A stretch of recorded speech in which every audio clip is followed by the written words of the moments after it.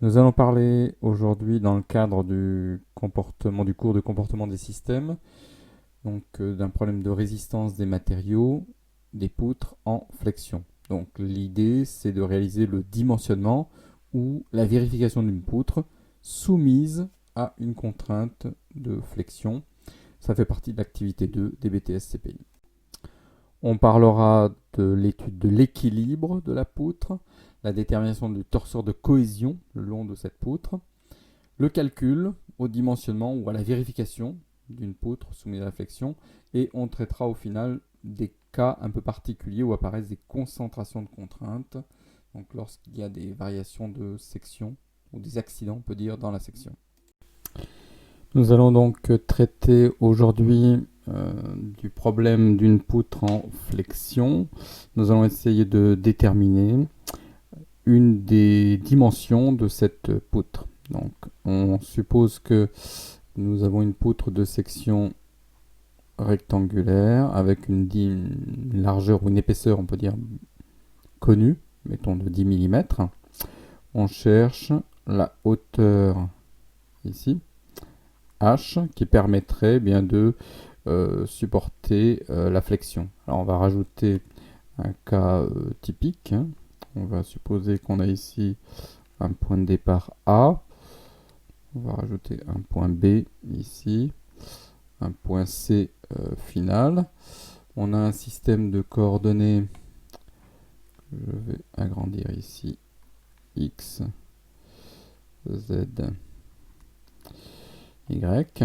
Je vais rajouter une force, par exemple, ici, dirigée vers le bas.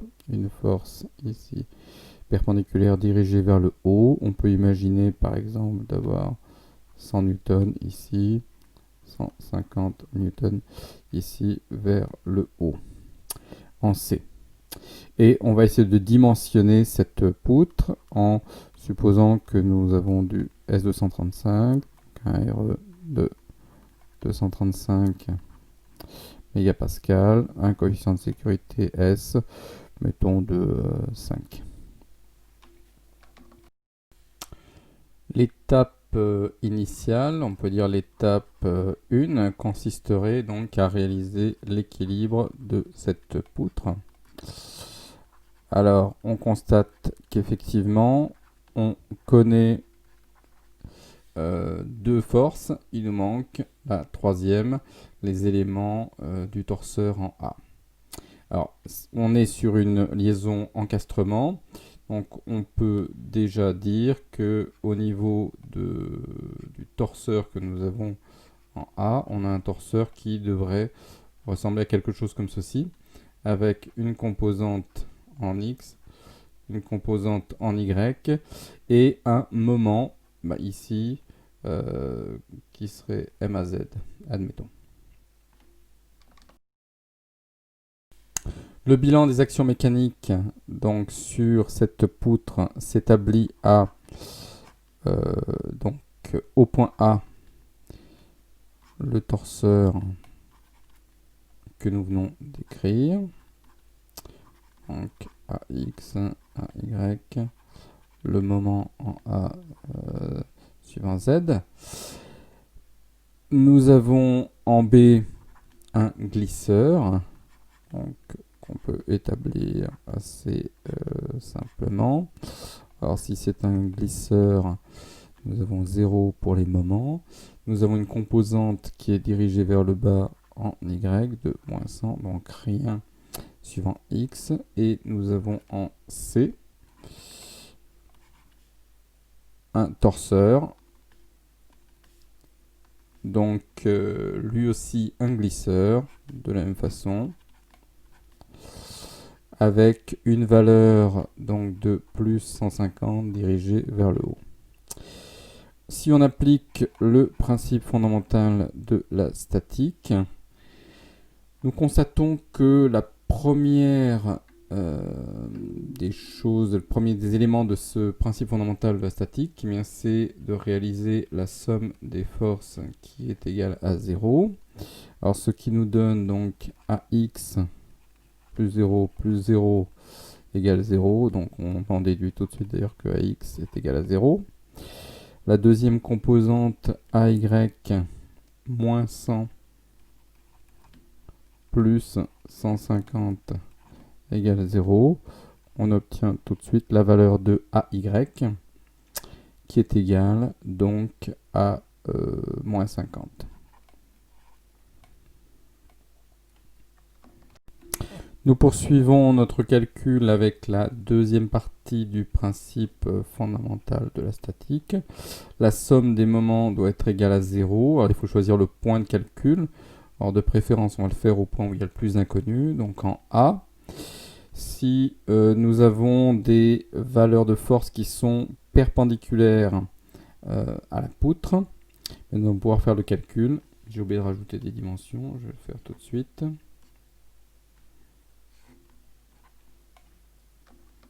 On choisit des valeurs un petit peu au hasard. Mettons 80 mm ici. 30, c'est simplement pour l'exemple. Donc je vais garder ces valeurs ici présentes. Alors la somme des moments en A, je vais appliquer la méthode donc dite du bras de levier pour faire ce calcul.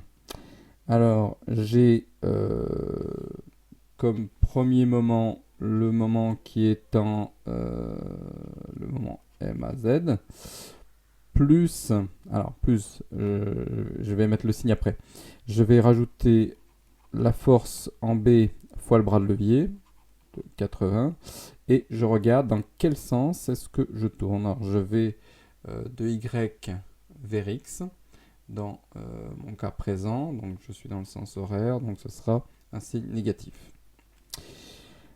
J'ai un bras de levier créé par la force en C, 150 fois, alors 80 plus 30, donc 110. Cette fois-ci, par contre, je vais de X vers Y, donc je suis dans le sens trigonométrique positif. C'est égal à 0. Nous obtenons donc M à Z qui est égal à 100 fois 80 moins 150 fois 110 et on obtient la valeur de moins 8500. On serait donc en newton par millimètre en admettant que mes dimensions soient en millimètres et en newton. J'ai résolu les inconnus d'équilibre. J'obtiens donc en A le torseur avec 0, moins 50 et moins 8500. En A, j'ai fini ma première étape. L'étape 2, on peut dire, consiste à déterminer le torseur de cohésion qui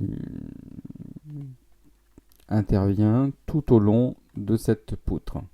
Alors pour cela, on imagine que l'on va sectionner virtuellement la poutre à une position qui serait une distance x, donc un point central, ce serait le point G.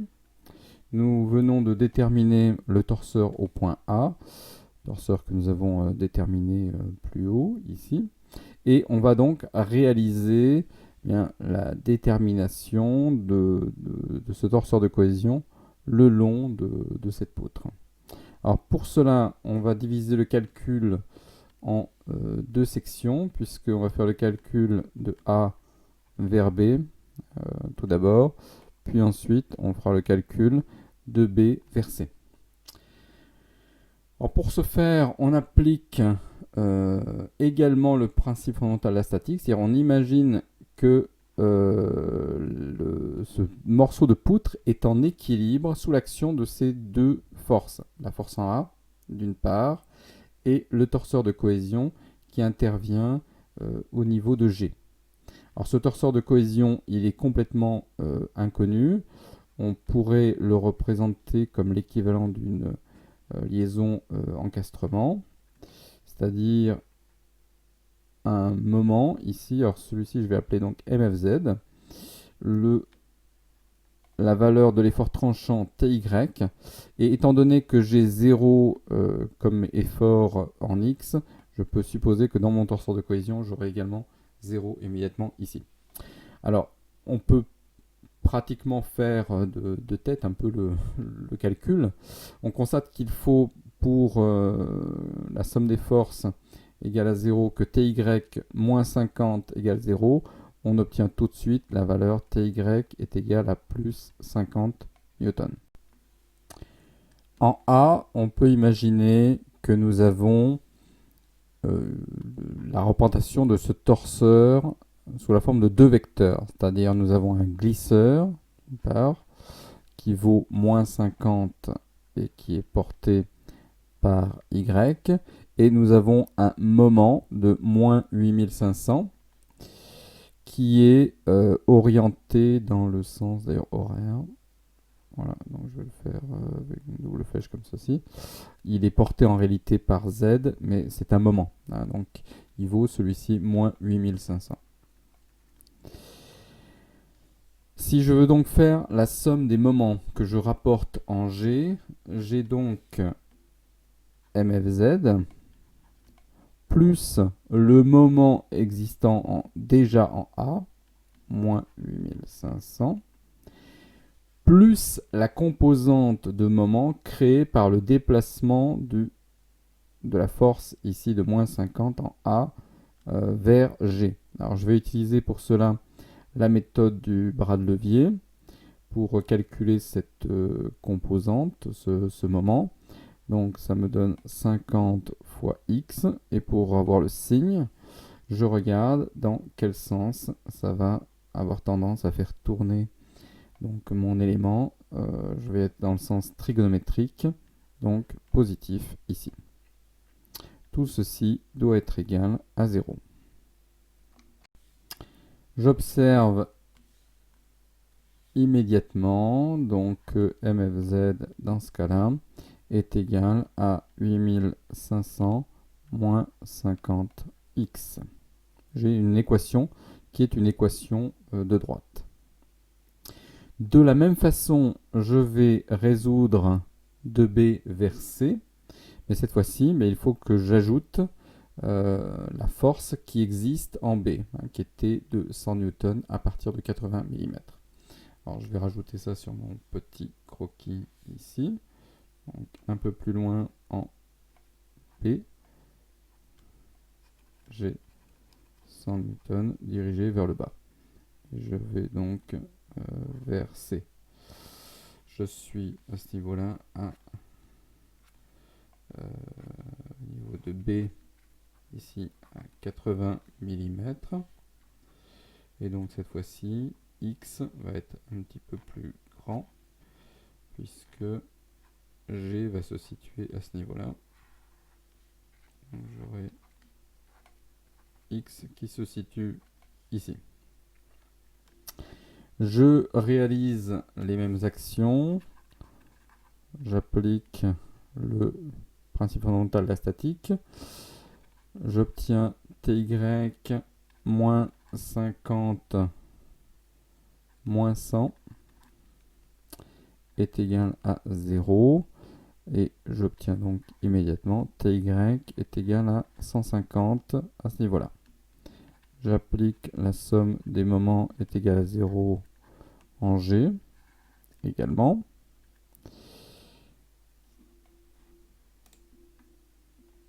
Alors j'ai le départ, j'ai la même équation que ce que j'ai précédemment. C'est-à-dire je peux la réécrire. J'obtiens donc MFZ moins 8500 plus 50x. Je rajoute simplement la composante créée par le glisseur qui est en B, le moment créé par ce glisseur lorsqu'il se déplace en G. Alors cette composante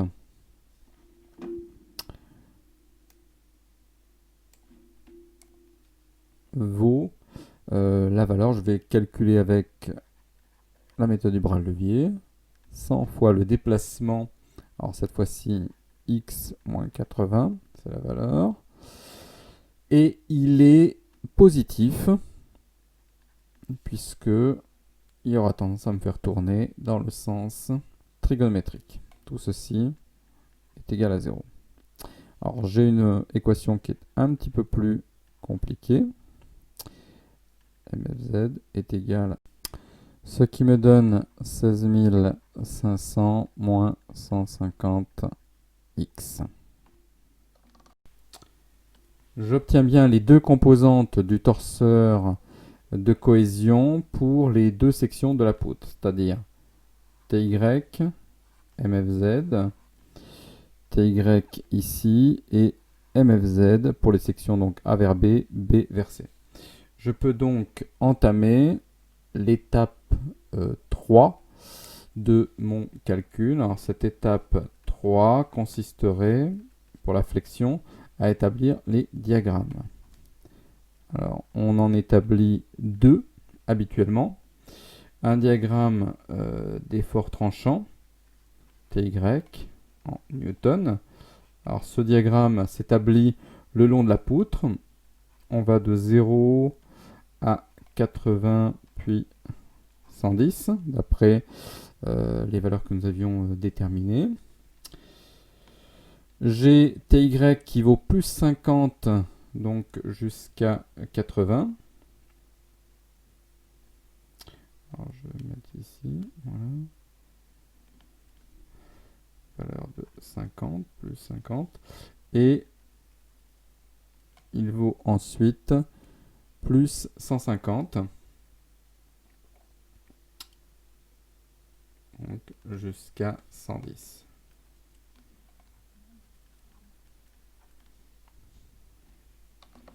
Le second diagramme, c'est le diagramme de moment fléchissant.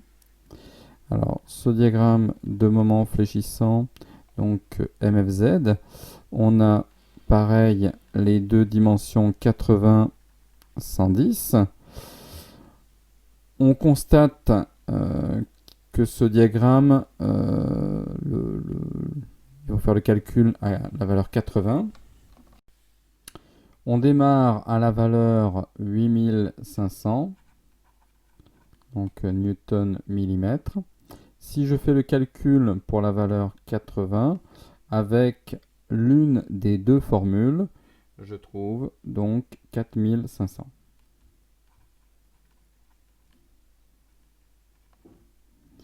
Donc j'ai voilà, une droite qui va de 1500 à 4500. De plus, si je fais le calcul ici de MFZ avec la valeur finale de 110, je constate que MFZ vaut 0. Je viens à 0, j'ai un deuxième segment de droite. Alors c'est normal, puisque en bout d'arbre, j'avais un glisseur, donc je n'avais pas de moment. Je peux vérifier également que 4500, c'est bien la même valeur que j'obtiens avec les deux équations de droite pour la valeur 80. Autre vérification que je peux faire, je dois obtenir une valeur de pente, ici, qui est toujours de signe opposé, qui est de la même grandeur, mais de signe opposé à la valeur de l'effort tranchant. Donc moins 50 ici, plus 50 là, moins 150 de B vers C, plus 150 ici de B vers C. Je peux désormais passer à l'étape finale de mon calcul. Donc l'étape à ce moment-là 4 de mon calcul, qui est le dimensionnement que je cherchais donc avec les formules liées à la RDM. Alors dans le cas du calcul en flexion, la contrainte élémentaire est du type traction.